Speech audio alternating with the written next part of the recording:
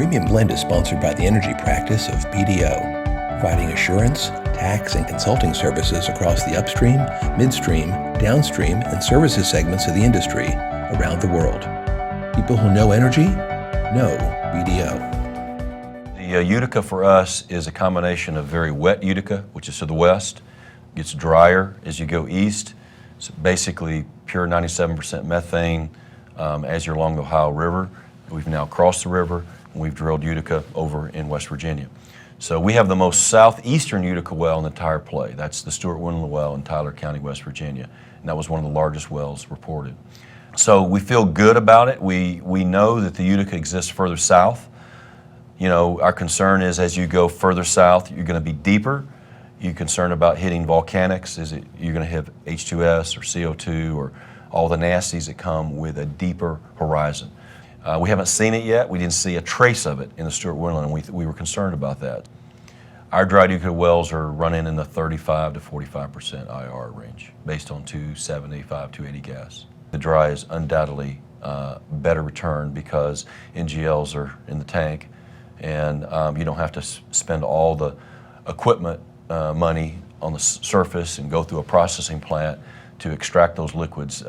It's basically a lot of expense over not getting much for. So being able to put on a dry Utica well and just tie it right into pipelines is pretty important today. Our biggest well was a Stewart-Winland well. It was a Utica well in Tyler County, West Virginia. It came at 46.8 million cubic feet of gas a day.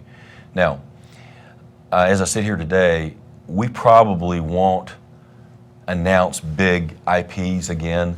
We think that that there's a possibility that you damage the reservoir some by opening these wells up. So we're typically, it'll be a 15, 20, 25 million a day type well, and keep them choked back. We think it just protects the integrity of the reservoir more. So no question, this area, you can put on 50 million a day wells. It's just the pressure's there, the porosity, permeability, resistivity, you know, it's just got it all. So that's what we love about the region. And so we got to get better at, you know, completing the wells, and, you know, we're learning. You know, like, as I said, we're in the second inning of a 9-inning game in this presentation today, and we're all still learning. Our largest pad is 18 wells. We have 8 Marcellus, 10 Utica on that pad as a potential. The good and bad of it. The great is that's efficient because you have 18 wells on a pad. The bad news is we're very concerned about drilling a well and producing a well at the same time. There's risk associated from a safety standpoint. And so, you know, we have 6 wells on, so we got to shut in all those 6 wells to drill the others. And so we're changing that thought process up to maybe more 4 to 6 well pads where we would maybe drill 3 wells and book the rest as PUDs and move on. So, you know, part of our growth strategy is to build proved and developed reserves. And that's the more efficient way to do that.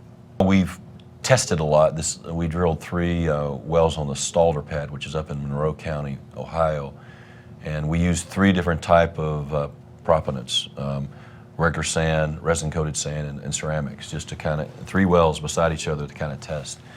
And what we thought was our conclusion before we did it turned out being our conclusion, which we can use regular sand or some resin-coated, but we don't need ceramics.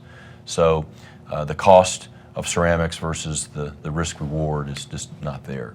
Now, one of the concerns is you go further out laterally and you have to drill out those plugs, that you have to put coiled tubing or stick pipe in the well to retrieve those plugs. And that's where you start running into risk, because if you're 8,000 foot out laterally and you got 30 plugs out there, you know, that last plug out there, you can mess up your whole hole. So there's a lot of new dissolvable plugs out today. And I actually learned a lot about that at this conference, and where they're being tried in other areas. Now, they require a certain temperature. You have to have over 200 degrees Fahrenheit, which we do in the Utica. And so these plugs will dissolve. You don't have to use a cold tubing unit to retrieve them. So there's those type of new technologies that are coming out that is going to make our business, you know, much more efficient and continue to reduce the risk. To learn more about this topic and others, check out this month's print edition or the daily updates on this website.